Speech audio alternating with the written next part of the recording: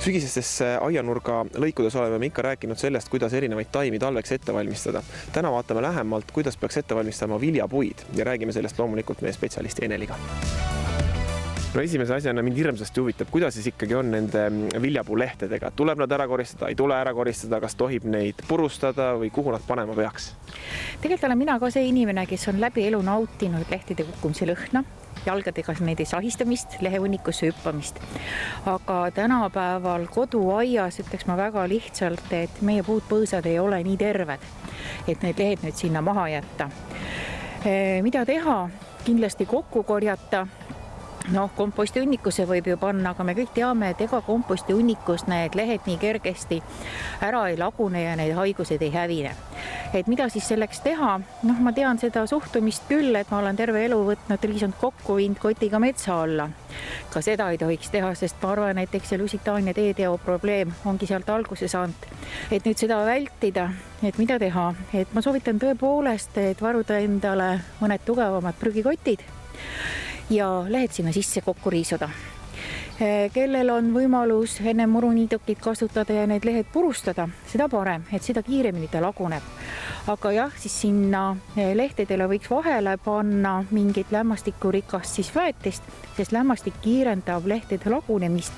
Sellest kilekotist tõuseb siis ka temperatuur ülesse ja meil on lootus, et vähemal ja rohkemal määral, pigem rohkemal määral, siis saavad hukka ka need taimehaiguste tekitajad ja ka siis mõned lehetäid, kes sinna on nüüd lehtede vahele munemas käinud ja et ikkagi kindlasti kokku ja seisma. Kiiremaks lehtede lagunemiseks, kui on kuiv ilm, siis kindlasti kaste võib kasutada lämmastikurikast siis väetist. Et tegelikult ega seal suurt vahet ei ole, millist lahustuvat väetist kasutada ja kes tahab nagu siis, ütleme, öko poole pealt, siis võib kasutada kõrvenakäese ekstrakti sinna juurde või siis lausa ka huumusväetist, siis mõlemad kiirendavad seda lagunemisprotsessi.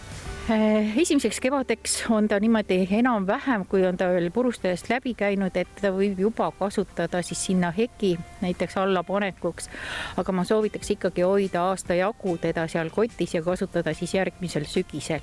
Et siis on ta rohkem lagunenud ja seesama, et meil on ikkagi soe suvi, jälle see temperatuur tõuseb, lagunemise protsess on kiirem ja kui me kotte väga täis ei pane, siis on meil võimalik ka neid kotte liigutada, mis järjekordselt siis kiirendab lagunemise protsessi.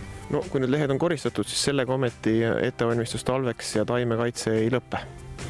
Paraku mitte, et ütleme siis niimoodi ennetavalt, et mida tehakse läbi aastate, on siis kasutatud ju puude valgendamist, aga samamoodi on siis kasutatud, vanasti oli ta siis raudvitrioli nime all, tänapäeval on ta siis raudsulfaadi nime all, et raudsulfaadi lahusega on siis puidpõõsaid ja puude aluseid siis pritsitud. Et see vähendab siis eelkõige sammalte tekelt, samblike teket puudel, kuhu alla saavad siis õielõikajad näiteks talvituma minna ja teised satikad. Et kui neid on vähem, siis on ka talvitamiskohti vähem. Samas vähendab raudsulfaat ka päris paljude taimehaiguste siis levikut, ehk ta tegelikult nagu kõike ei tapa, aga ta mõjub ka piiravalt.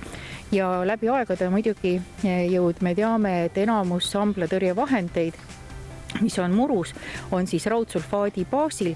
Ehk kui meil on nüüd terve suvi on kasutatud siis niidukit, mis tegelikult ei ole kokku kogunud meil seda muruniidet seal peal, siis kipub ikkagi murusse sammal tulema. Ja praegu on siis ka õige aeg murusse kas siis pritsida või puistata siis raudsulfaati, et vähendada ka murus siis samblateket.